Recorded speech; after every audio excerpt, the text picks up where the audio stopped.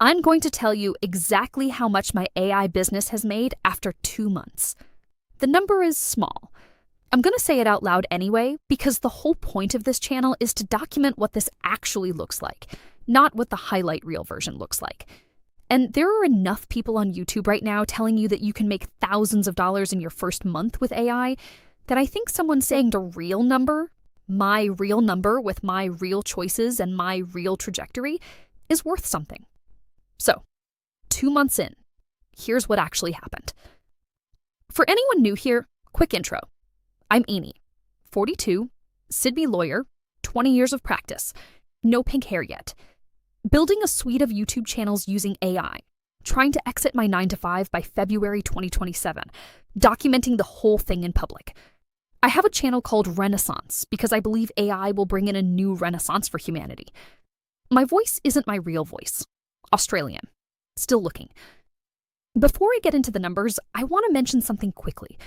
The prompts I've been using to build this thing, the ones that pushed me towards shipping before I was ready and found the assumptions in my strategy I couldn't see myself, I've packaged those up into a product.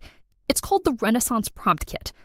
20 techniques, organized by situation, Claude AI specific. Link is in the description. I'll come back to it later in this episode because it's directly relevant to what happened. But if you want to grab it now, it's there. Okay, the numbers.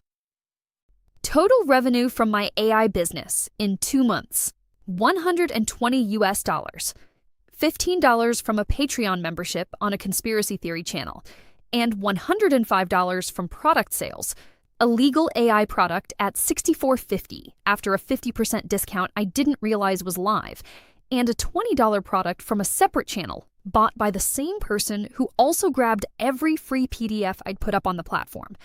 That's it. That's the number. Now, I'm operating at a loss. I want to be clear about that. My actual bottom line is negative because building this suite costs real money every month. Claude Max subscription, ChatGPT subscription, lower tier but still paid. HeyGen for video assembly, 11 Labs for voice rendering. The costs of building the thing are currently higher than what the thing is making. So if you came here expecting I made $10,000 in 60 days with AI video, this isn't that. Those videos exist, those people may be telling the truth, but that's not my story. And I think my story is more useful to most people watching this than the outlier stories are. The first income event was a Patreon membership on a conspiracy theory channel I'm running. $15 US a month, 20 subscribers. Someone paid. And here's what happened immediately. Instead of feeling validated, I started trying to figure out who this person was and what they wanted. I started watching my own channel through their eyes. I started second-guessing my content choices. I was building for one imaginary subscriber instead of building for the channel. They left after the first month, and I went into a bit of a spiral. And then I felt relief. Because with them gone, I could go back to building what I'd actually wanted to build, the long-term product, the proper membership. What it showed me was that I'd been undervaluing what I was building, that I believed, somewhere underneath all of it, that $15 was more than my content was worth. So the moment someone paid it, I started acting like I owed them something enormous. I didn't, and they left anyway. And that was fine. One person paying is not a verdict. It's proof that someone will pay. That's all it is. The second income event is the one that broke something open. In the previous episode, the one about asking Claude to make me as much money as possible, Claude identified my legal expertise as the most underused asset in my stack. It steered me toward a productized legal document, something that solves a specific problem, sits on Gumroad, sells without my time attached. I put it up. I wasn't ready. I thought I had more time before anyone would find it. Then I randomly checked the email account attached to that channel.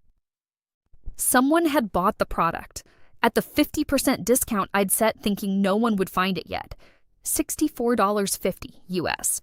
They'd also grabbed every free PDF I'd put up, and they'd gone over to a separate channel and bought a $20 product there too. One person, 3 purchases, before I'd told anyone it existed. My partner said, "There are people who want this packaged up and ready. They don't need you to be finished. They need the thing to exist." What happened next was not celebration. What happened next was I sat there refreshing my inbox, waiting for the refund request. And that waiting told me something. Because I'd spent the weeks before putting the product up, convinced I wasn't ready, that the product needed more work, that I'd need to be more across the material before I could charge for it. And Claude had pushed back on all of that. Every time I gave it a reason to wait, it found a way to redirect. You're not lacking expertise. You're lacking confidence in the expertise you have. The product doesn't need to be perfect. It needs to exist. The refund never came.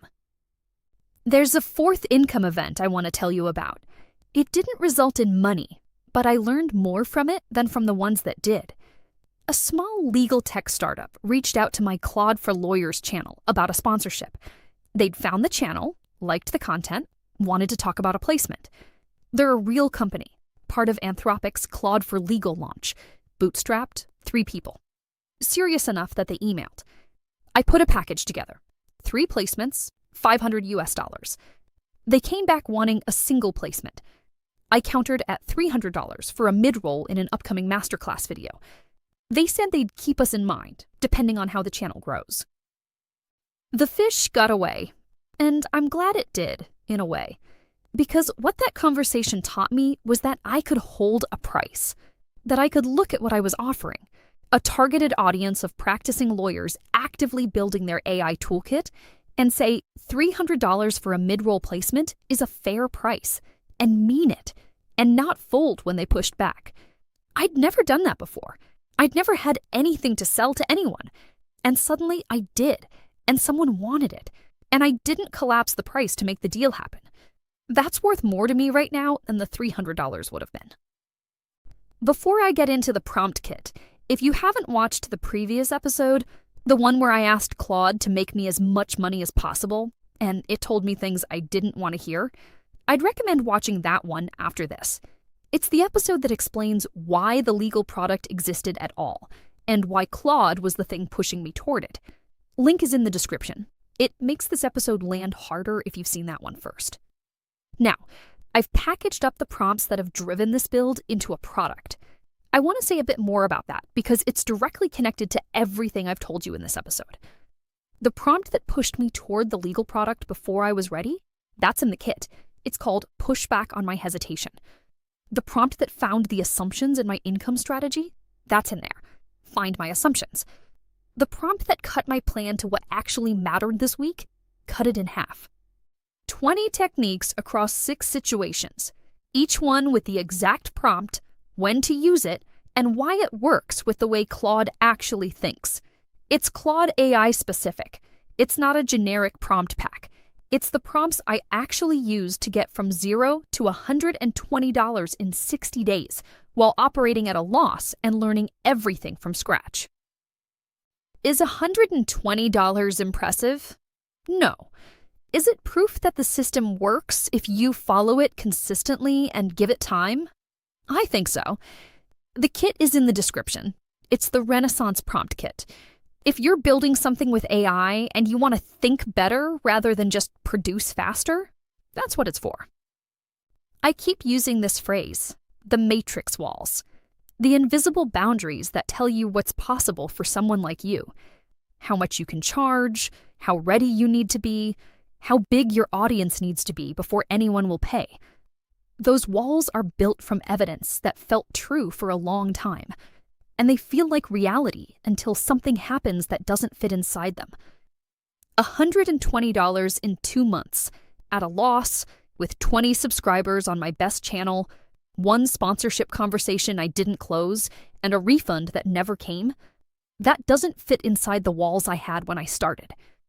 The walls have cracked, and through the cracks, I can see a version of this where February 2027 is actually happening. Put in the reps. Stop getting in your own way. Give yourself over to the learning. Nothing can go wrong. Eventually. February 2027 may or may not be when this reaches the point I'm aiming for, But something is happening, and something happening is all you need to keep going. Renaissance Prompt Kit is in the description if you want it, and I'll see you in the next one. I'm Aimee. This is Renaissance. Now go play.